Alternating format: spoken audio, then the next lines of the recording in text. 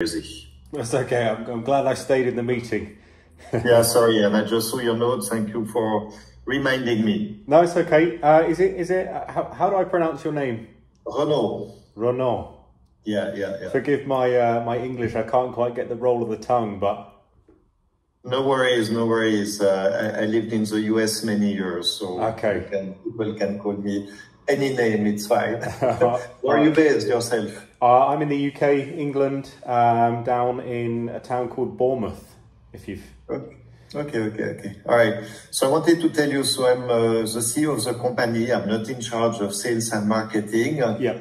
My sales and marketing people are very, don't believe into what you do. I mean, people like you. I'm receiving, it's crazy, probably like 2 times per day, offers for like AI generated, marketing campaigns, whatever.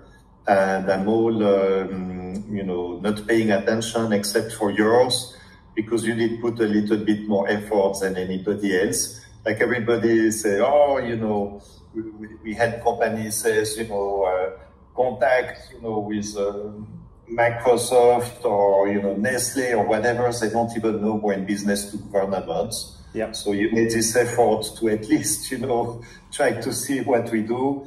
And yes, it's a big problem for us because we're in a business to government, and our target customers are immigration ministers, interior ministers, prime secretary or premier secretary of ministries, our immigration director, head of immigration, all kind of stuff. And yes, they're unfortunately like really hard to reach, hard to engage, hard to keep in touch.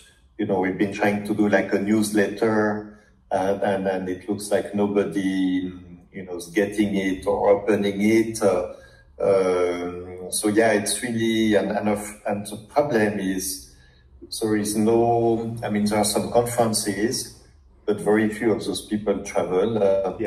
And so it's why I saw your message. I said, well, let's give Ben a shot. Sure. Yeah.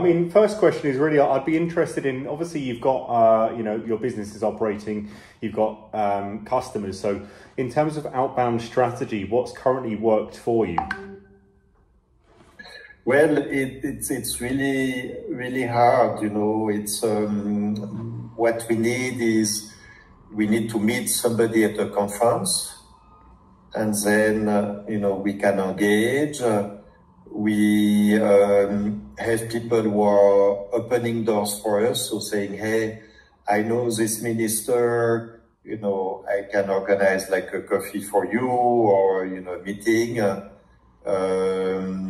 And what else works? I think we have almost no lead from the website. We try to do some, like I mentioned, like we have a distribution list of people, and we try to, send some mail, but I don't think it went really through. Okay. And but we would like to be known. We believe we have a very finite universe. So there is about 180 countries. So you have 180 head of customs, head of immigration, head of anti-narcotic bureau, head of police. So it's like very limited. But we like everyone. What we really would like is that if in any one of these countries they say, oh, okay, I need to digitalize my visa and I want an e-visa system, what we would like to get really is that they think about, okay, if I do an RFP, I want to include Travisory, or I need more information on this subject area, and I saw Travisory, seem to claim to be the leader in e-visa. I need to, where is their latest communication from them? That's a bit like our challenge. We like the people to, think about us in the right time when they are making decision or thinking about this subject. Yeah. Yeah, absolutely. And is Travaisery the only company providing this? Is it quite? Do you have competitors? No, but it's a very, very fragmented market. So there is about maybe like 50 companies doing, for example, e-visa, but you have maybe 47 who have only one customer.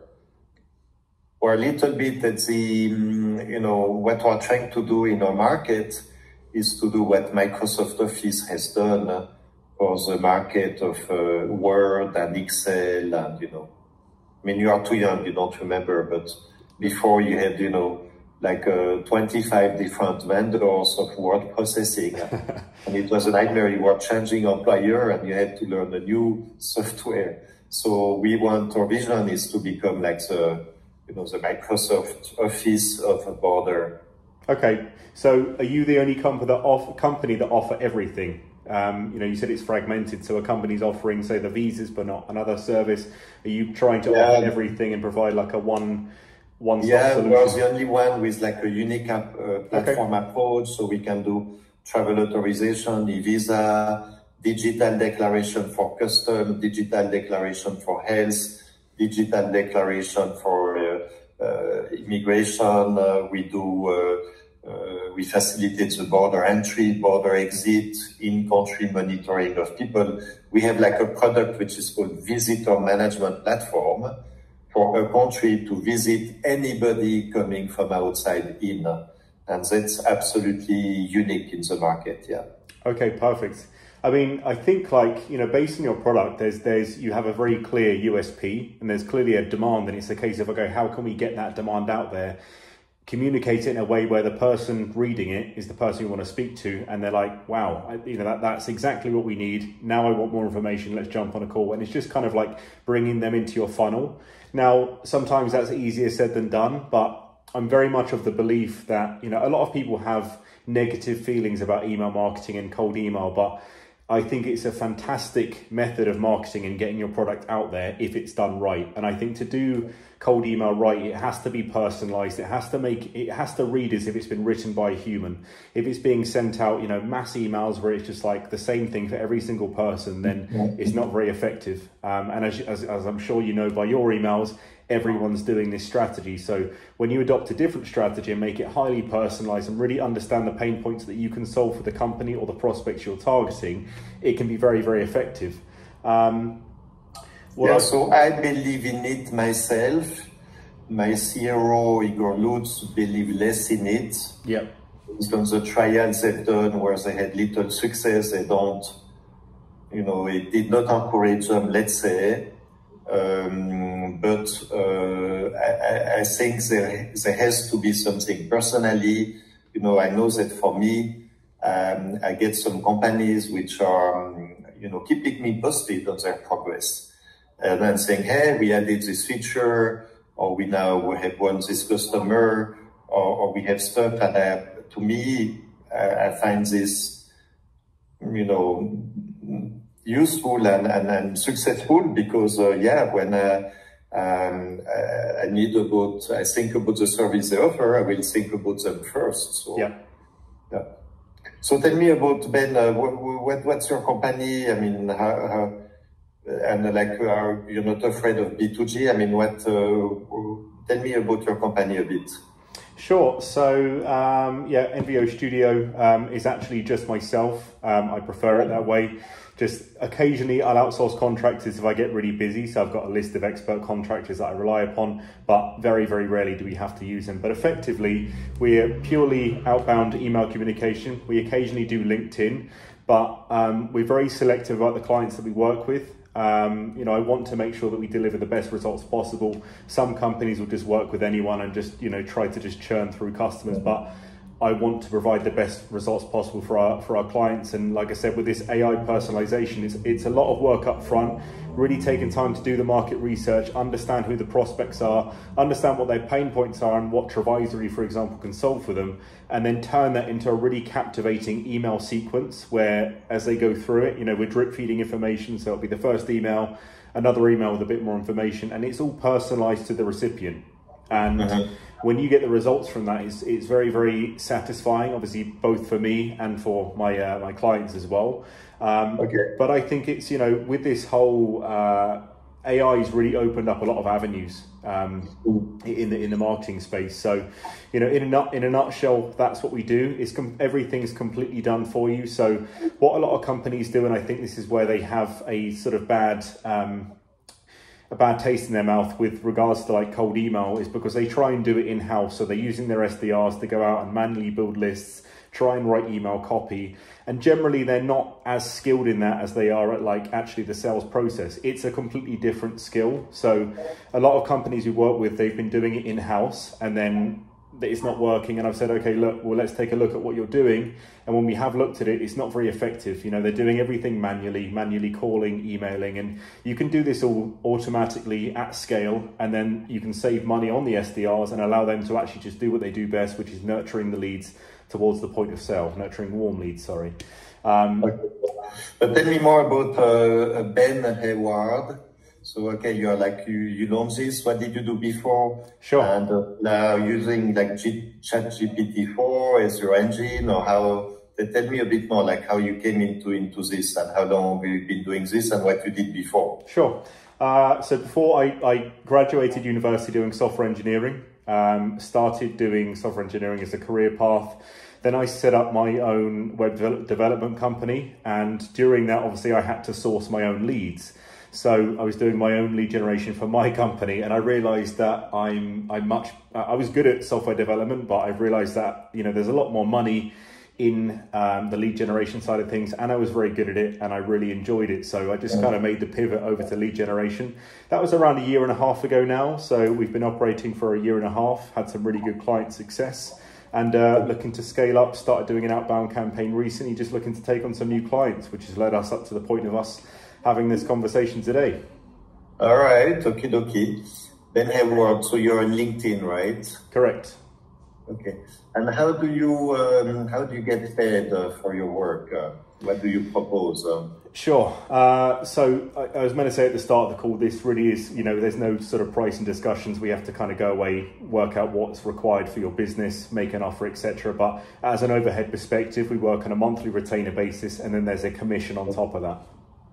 Okay. So commission is based on what, like on like engagements, or yeah, like if we sign a customer because of your initial lead, you get a bonus, or tell me? Yeah, sure. Exactly. Let me give you an example of one of my other clients. So they sell a software product that's $35,000 a year.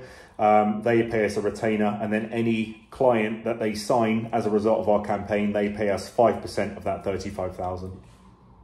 Okay. Ben Hayward, there are many Ben Hayward. Not a very unique name.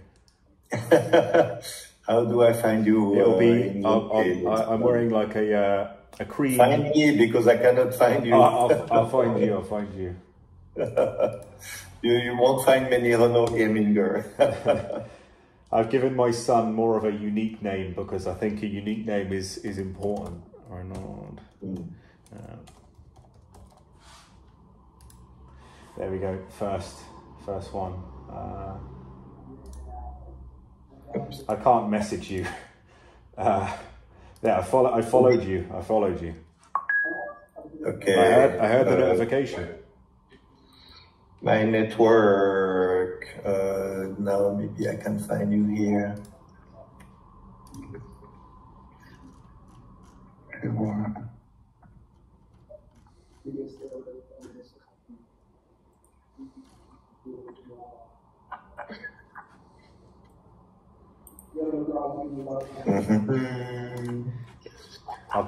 No, you know what? I need to maybe refresh this thing. I've put the link in the chat. That'd be easier.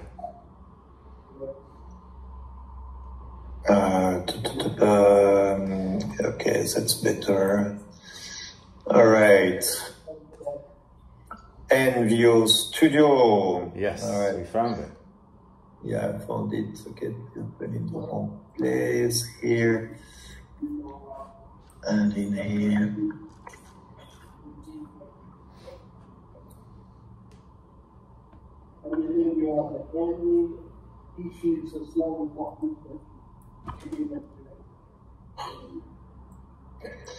Okay. Shit, this is weird.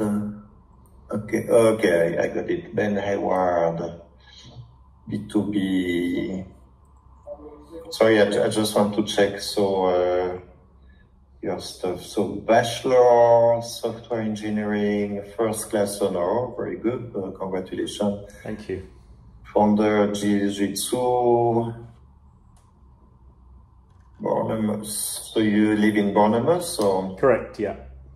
Okay. Yeah, I went to study English, there when I was very young, but you wouldn't tell today because I still have an horrible French accent. Was that in Bournemouth, the language school? Sorry? The language school in Bournemouth, was that? Yeah. Oh, right. Yeah. Oh, cool. Yeah, good memories. I took some tennis classes, which were good.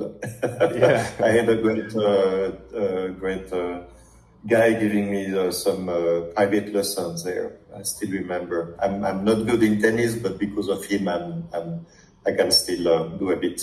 I've played tennis twice, and I can say that I'm pretty bad. I'm good at getting the ball over the fence. Okay, well, you have a really interesting background, Okay, and what would be like an engagement looking like? You will be maybe spending, I will put you in contact with my marketing team, and you would try to understand what they do. I mean, you need to spend I don't know, a few hours or half a day to kind of see what we have done and how you put your role, and then you can make a proposal, or how does it work? Sure. So, I mean, generally the process works is after this call, if I think there's a good fit for us to help you with this, to give this a try, then I'd go away, put an offer together, the pricing, deliverables, everything like that. And then you can either decide on that call, take some time to work out if it's a good, if it's something you want to go ahead with.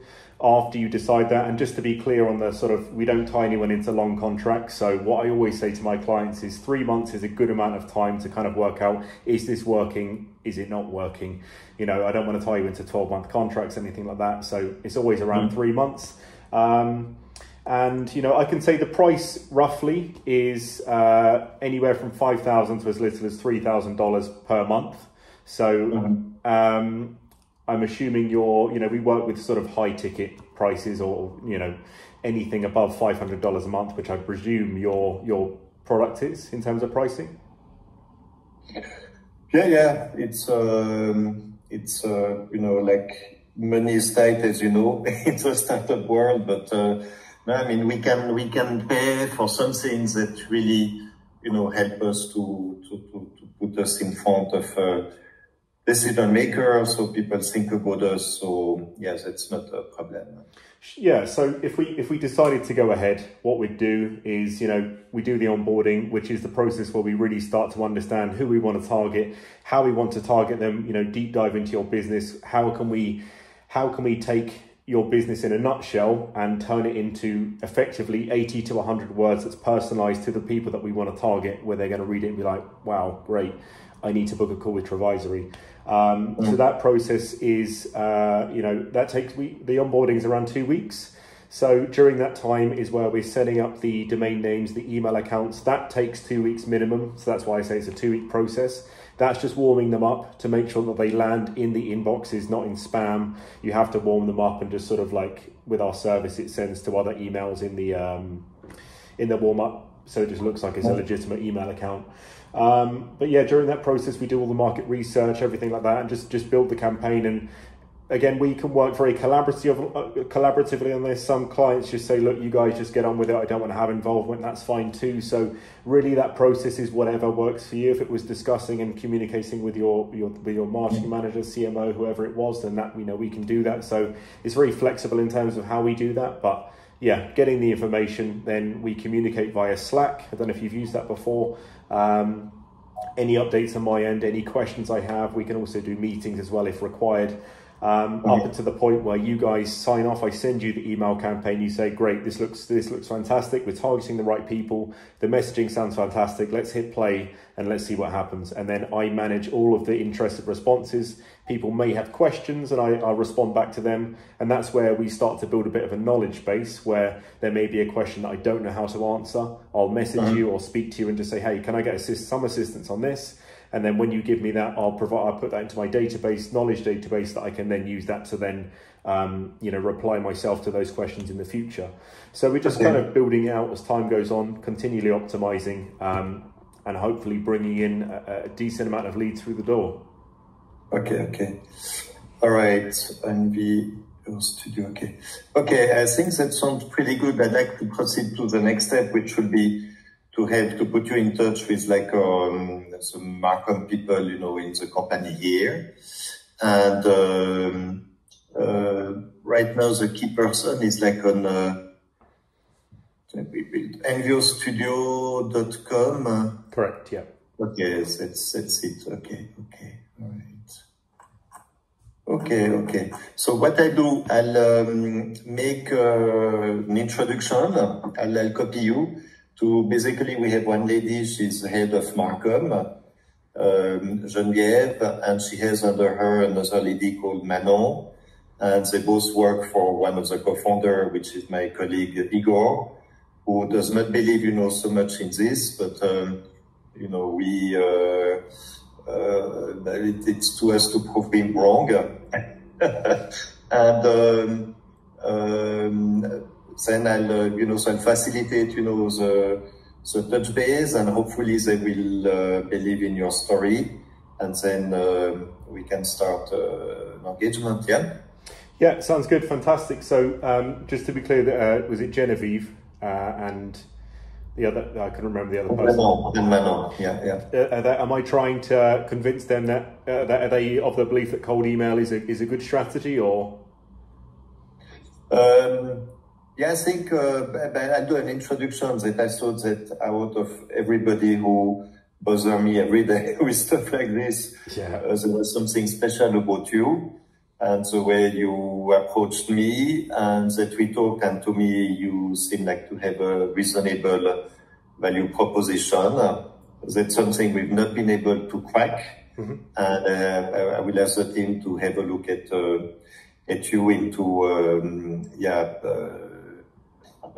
if they can see the value in it, and they will tell you as well what they have done. And because the email, I don't know how many email we have in our list of targeted people, but I think that would be all factor, and then you can say, yes, I have really, I can fill the gap you guys have, or maybe you'd say, oh my God, it's so good what you have done, I cannot do any better. I doubt it. Yeah, okay, cool. So do you want to set up a meeting? I do an email right away. You'll be in copy. Okay. And I will ask them to set up. So Geneviève is back mid next week, I think. So it will be maybe like in 10 days or so. Yeah, okay, perfect. Okay, all right, thank you. Thank you very much. Ben, you put my attention. I'm not lying. I think it's 2 times per day I get those emails. Yeah. And you're the only one I ever, called back. Fantastic. I feel honored. So thank you very much. You're a good person because you're a software guy. So you're not like most of the people are bullshitters. They're like, they have no, proper education. Yeah. Okay. All right, then let's, and don't worry, I'll follow up with the team. I won't let you hang with them, in case they don't like your beard or whatever. Yeah. All right. Fantastic. Okay. Thank you, Ben. Thank you. Bye. Take care. Have a good day. Bye-bye.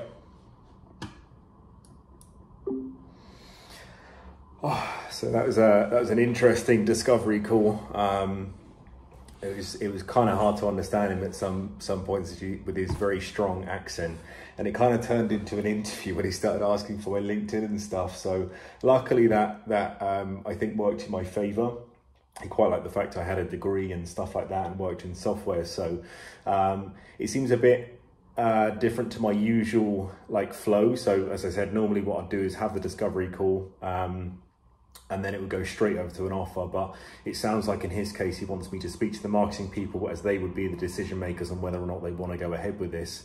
But he's going to put a good word with me, put a good word in with them for me, whatever. But yeah, that was the most nerve-wracking discovery call I've had in a while, just because I was kind of caught off guard by some of the questions and stuff, and it turned into a bit of an interview. You probably saw in my hands, I was at that a lot of the time. But I think it sounds very positive. You know, it's going to be a tough client to work with in terms of like actually targeting these people and finding the government representatives to contact. But, you know, as I said, this is something we can, you know, I'll probably go away now, identify who these people are, how easy they are to contact, and maybe build a temporary list of these people just as an example to help sell the service. So I didn't actually get, like, one of my important questions is like, what's the price of their product? That helps me to, I cannot talk today. I've got my laptop back, by the way. That helps me to build an offer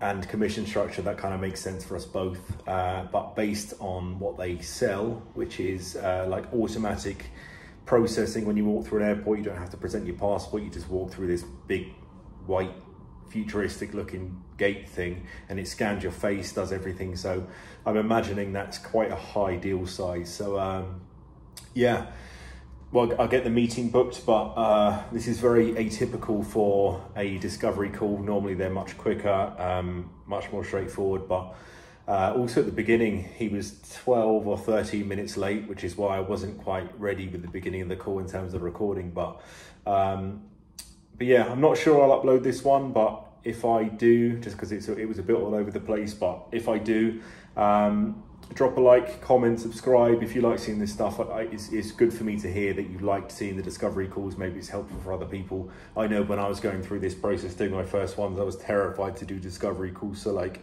I think it would have been very good for me to see and listen to someone else doing it and just kind of like know what to expect. It's almost like preparing for an interview.